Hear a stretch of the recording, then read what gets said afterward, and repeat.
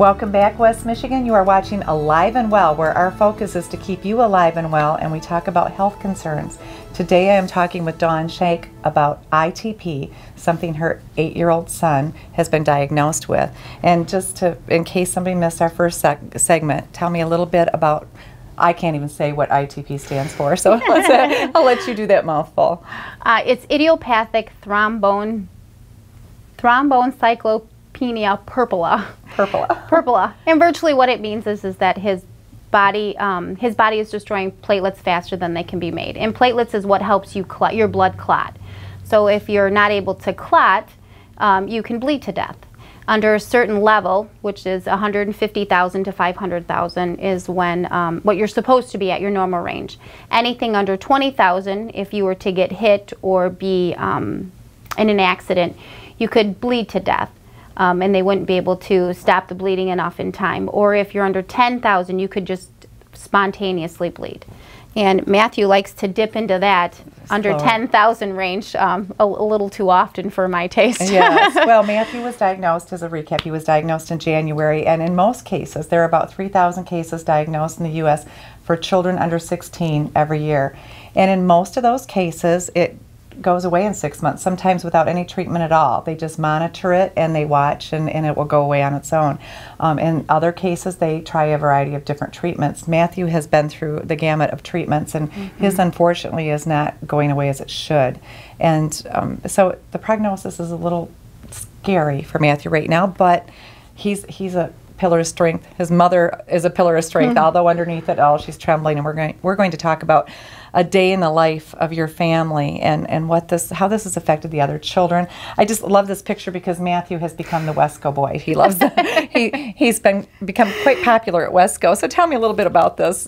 You know, when he goes and he receives treatment, Slurpees are his thing. So when he goes and gets blood work twice a week, he stops and he gets his Slurpee or his slushy or whatever you want to call them. So that's his favorite thing to do. And some of the ladies at our local Wesco have really kind of taken on to Matthew. He just, and it was the cutest little thing. One of the ladies, she went on vacation and she's like, I don't do this, but can I just text you and check and see how he's doing? Because we go in every time he gets his platelet count. So, you know, our community is pretty amazing. They have really just latched onto this little guy and really have shown their love and support for us. And we're just really blessed for that. That is. Tell me a little bit about, now you work here as a church secretary. I do. You're a student at Spring Arbor. I know you're down to just one class right now that you're working on your social work degree. You've got a husband that works. You have 2 other children at home. How is this affecting the family as a whole? You know, it's been very difficult. I am very blessed. I do work at the church, and you know, when I need to take off because his counts drop and we need to go to Grand Rapids for a treatment, there's so many people that come in and they help me out and they'll fill in for me, and they kind of take on those roles for me. I come in late, you know, after the kids go to bed, I'll swing in and I'll, you know, do a few hours, you know, midnight, whatever. I'm very fortunate in that aspect. My husband is not as fortunate. His job doesn't really allow for him not to be at work. You know, we have pretty much maxed out his vacation time and his sick time because of his hospital stays or his treatments. So that's been very difficult. We do have a 15-year-old and an 11-year-old, and thank God for my 15-year-old. She has really been just, she has just been a great asset for me and for all of us. You know, she helps the boys, and she's just been, I'm very lucky to have her. We've got great friends and people that kind of share the responsibilities, or you know, going to Grand Rapids so I don't have to go by myself. People will come with me. Sure. You know, we've had to make some pretty hard decisions the last few months on what we were going to do as far as treatment, if we were going to continue treatment, if we were going to stop treatment, what that's going to look like. The kids really have, it's been very difficult on them. Sure. They know that their brother is sick. They understand probably too much about platelets and blood counts and white blood counts and chemo, and so that's been very difficult for us. But we're really lucky in the fact that we have a strong faith. We have a community that stands behind us and has supported us. I don't know how parents do this that don't. I don't know how parents do. I mean, we are blessed enough that we do have insurance. It doesn't cover everything. It doesn't cover specialties. It doesn't cover, you know, co-pays on medical, things like that. There are community resources. We have a social worker that has worked with us, Crippled Children Services, I think. Yep, Crippled Children's Fund, which is an excellent resource. And we're hoping the Muskegon Community Health Project is planning to help you with, I hope we can help you out with some of those co-pays and some of those prescription costs, because they can really, you know, be a strain on the family. And that is why a benefit is coming up on the 19th. The church here is rallied around, and they're going to throw a benefit, because in addition to just medical costs, there's a cost when you have to go over to Grand Rapids to DeBoss and sometimes spend the night over there. So a lot of costs do get incurred. But as you said, you're blessed that you do have the insurance, and we certainly feel for those people that have to go through this and don't have anything. So, and we'll talk later about how they can get help. But I want, just for instance, in the morning, you wake up in the morning, how does your day start out? Well, Matthew's asleep at the foot of your bed. The poor little guy. You know, and he's just phenomenal. I'm really lucky to have a little guy who he gets up, he takes his medication. It's been a little tough because there's certain medications you can't take with food, other medications that you have to take with food. You have to wait an hour before you take the next medication. And he has to, you know, take the first medication on an empty stomach. He waits 2 hours to take the next medication because he has to eat food with that medication. Lunchtime, he then has to take another medication. And then again, we have to do the same process at night with taking a medication on an empty stomach and then with food. So he really understands, because he knows how it feels. Sure. He understands that if he takes it and he doesn't take it with food, that he feels crummy. So he really has learned to gauge his body. He can tell me now if he's low. He can feel that. So a normal typical day is I get up, I get ready for work. Matthew gets up, he goes and he takes his medication the first round.